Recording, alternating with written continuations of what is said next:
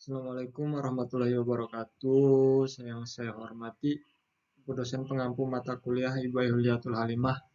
Semoga Allah muliakan, amin ya Allah rabbal alamin.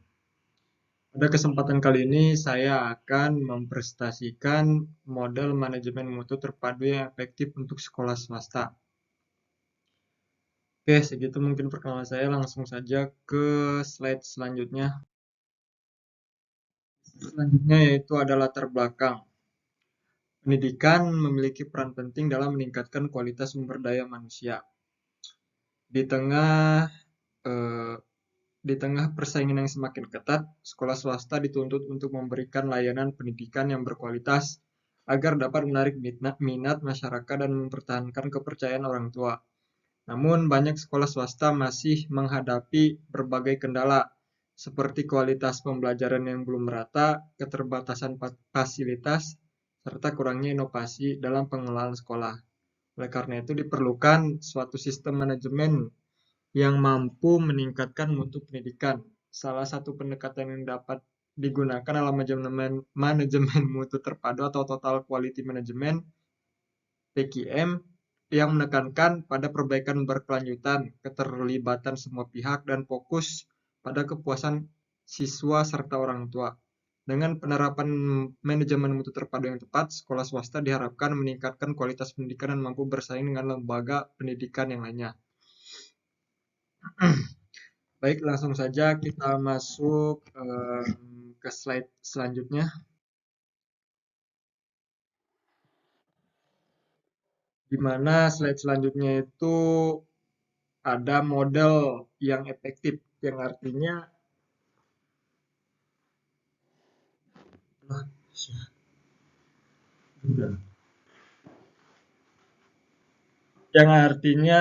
untuk meningkatkan atau di slide berikutnya itu ada model efektif yang artinya kepemimpinan visioner. Nah, diperlukan kepemimpinan visioner.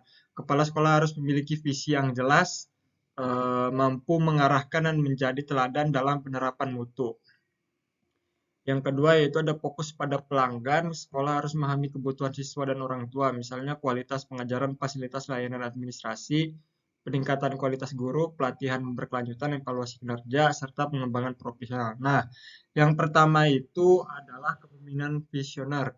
Dalam manajemen mutu terpadu pendidikan itu adalah gaya kepemimpinan yang mampu merumuskan, mengkomunikasikan, dan mewujudkan visi misi masa depan sekolah secara jelas, serta mengerahkan seluruh komponen pendidikan untuk mencapai mutu yang berkelanjutan. Itu adalah tujuan dari kepemimpinan visioner. Maksudnya adalah model yang efektif tadi. Terus masuk ke yang kedua yaitu adalah fokus kepada pelanggan. Apa itu fokus kepada pelanggan? Seperti sekolah harus memahami kebutuhan siswa dan orang tua, semisal kualitas pengajaran, fasilitas, layanan administrasi, ya seperti itu. eh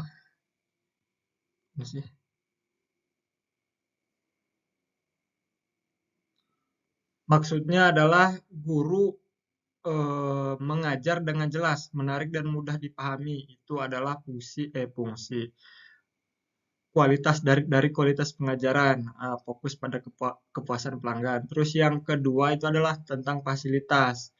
Nah, model efektif untuk menarik minat gitu dari para pelanggan yaitu dari fasilitas. Jadi sekolah itu menyediakan ruang kelas yang nyaman, alat belajar yang lengkap dan lingkungan yang nyaman gitu. Terus yang ketiga itu ada layanan administrasi. Nah, layanan administrasi itu seperti pelayanan yang cepat, ramah dan tidak mempersulit sehingga membuat ketertarikan kepada orang tua gitu. Terus yang ketiga itu ada peningkatan kualitas guru. Nah, peningkatan kualitas guru itu artinya guru harus terus meningkatkan kemampuan agar menjadi lebih baik. Seperti mana contohnya mungkin pelatihan berkelanjutan. Nah, jadi guru mengikuti pelatihan agar ilmu dan cara mengajar semakin baik. Nah, terus yang selanjutnya itu adalah evaluasi kinerja. Nah, evaluasi kinerja. Jadi, kinerja guru itu juga dinilai untuk mengetahui kelebihan dan kekurangannya, seperti dari cara penyampaian atau kurangnya penyampaiannya gimana. Nah, itu jadi harus apa? Harus dievaluasi. Terus yang ketiga itu ada pengembangan profesional. Nah, pengembangan profesional itu artinya guru harus terus belajar dan meningkatkan keterampilannya sebagai tenaga pendidik. Jadi kalau intinya mungkin guru harus terus belajar dan berkembang agar kualitas pembelajaran semakin baik. Nah, masuk ke slide selanjutnya yaitu ada kurikulum berkualitas. Yang artinya kurikulum berkualitas ini materinya pelajaran khusus harus bukan khusus, artinya materinya itu pelajaran harus sesuai dengan kebutuhan zaman dan bermanfaat untuk masa depan siswa. Seperti relevan dengan kebutuhan zaman. Nah, materinya itu mengikuti perkembangan teknologi dan dunia kerja. Nah, seperti itu. Untuk yang kedua, yaitu poin kedua adalah teknologi dan dunia kerja.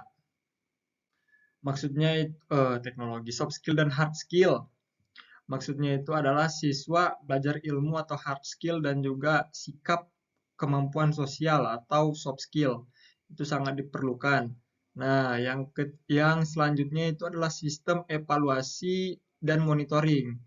Yang artinya sekolah itu harus rutin mengecek dan menilai kinerja agar terus berkembang. Penilaian kinerja guru, poin pertama yaitu adalah penilaian kinerja guru. Di mana artinya itu guru itu menilai cara mengajar guru. Nah, menilai cara mengajar guru. Terus yang kedua itu adalah evaluasi hasil belajar siswa, yang artinya melihat perkembangan belajar siswa.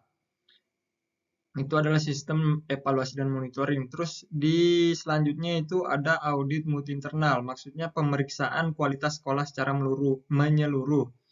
Nah, seperti itu.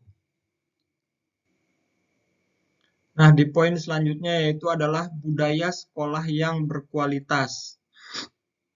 Yang artinya lingkungan sekolah itu harus yang mendukung kebiasaan baik. Seperti itu.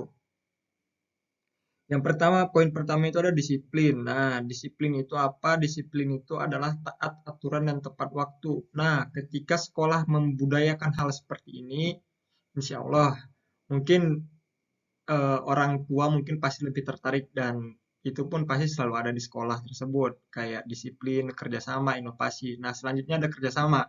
Kerjasama itu apa? Kerjasama itu adalah saling membantu antar warga sekolah. Nah seperti itu. Terus poin ketiga itu ada inovasi. Sedangkan inovasi itu adalah selalu mencari cara baru yang lebih baik. Nah jadi intinya semua bagian yang tadi saya sebutkan itu saling mendukung agar kualitas sekolah terus meningkat. Nah, masuk ke slide selanjutnya yaitu faktor penghambat. Nah, di slide ini adalah faktor penghambat. Salah satu faktor penghambatnya itu adalah satu keterbatasan dana, yang kedua resistensi terhadap perubahan, yang ketiga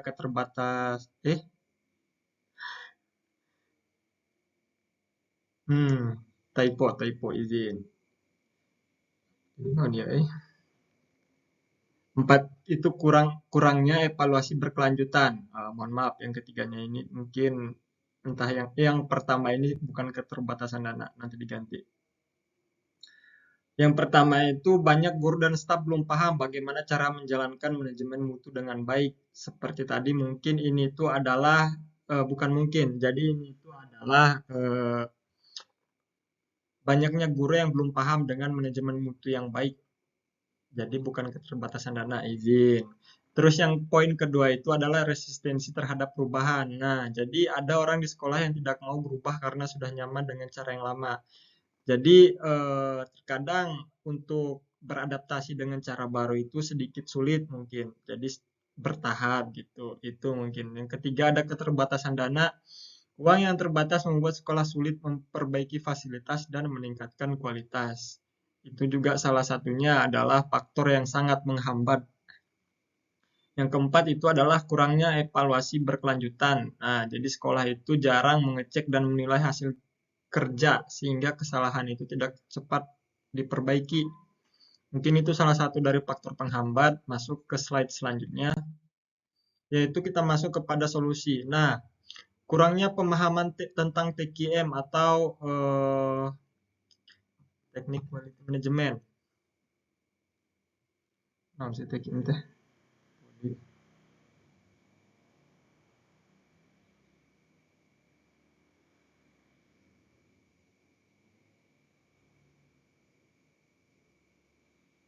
Total. Total Quality Management. Izin, mohon maaf karena salah sedikit.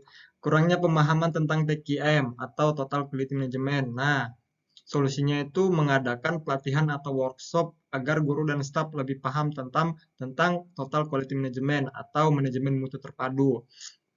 Nah, yang di poin selanjutnya itu adalah resistensi terhadap perubahan. Nah, memberikan penjelasan dan motivasi tentang manfaat perubahan agar semua pihak mau menerima.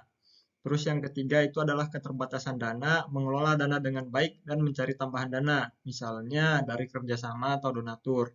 Nah, yang selanjutnya itu adalah kurangnya evaluasi berkelanjutan, yaitu melakukan evaluasi secara rutin agar kekurangan bisa segera diperbaiki. Nah, masuk ke slide selanjutnya yaitu adalah kesimpulan.